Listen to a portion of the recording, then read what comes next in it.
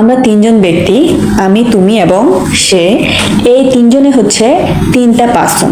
তার মানে পার্সন প্রধানত তিন প্রকার: ফার্স্ট পার্সন, সেকেন্ড পার্সন এবং থার্ড পার্সন।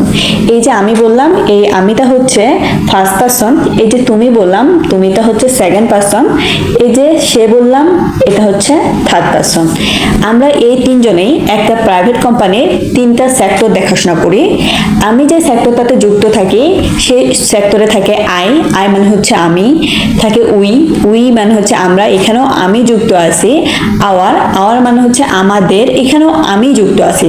তাহলে যে ওয়ার্ডগুলোতে আমি যুক্ত থাকব সেগুলো হচ্ছে ফার্স্ট পার্সন। এরকম যত ওয়ার্ড থাকবে সেই সবগুলো হচ্ছে ফার্স্ট পার্সন। যেই সেক্টরটাতে তুমি দেখাশোনা করতেছো, তুমি যেটাতে যুক্ত থাকবা সেগুলো হচ্ছে সেকেন্ড পার্সন।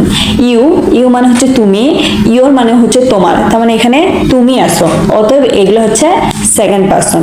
এবার আসি থার্ড পার্সন, মানে সে, তার মানে এই সেক্টরে আমিও নাই, এই সেক্টরে কোনো কাজে তুমিও নাই। তাহলে আমি এবং তুমি বাদ দিয়ে যারা এই সেক্টরটাতে আছে তারাই হচ্ছে থার্ড পার্সন।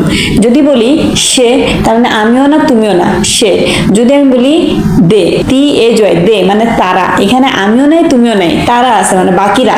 যদি বলি হি, সি, দে, ইট, এই টাইপ যত কিছু থাকবে এবং সেক্ষেত্রে আমাকেও বোঝাচ্ছে না বা তোমাকেও বোঝাচ্ছে না, সেক্ষেত্রে সেটা হয়ে যাবে থার্ড পার্সন।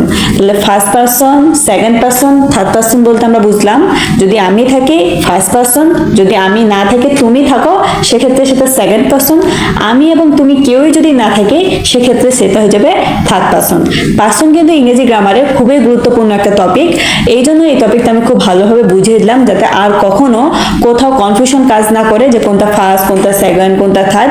আশা করি আর কখনো এই কনফিউশনগুলো কাজ করবে না। এভাবে আমার প্রতিটি ভিডিও পাওয়ার জন্য আমার ইউটিউব চ্যানেলটিকে সাবস্ক্রাইব করো অথবা আমার ফেসবুক পেজ থেকে ফলো দিয়ে আমার পাশে থাকো।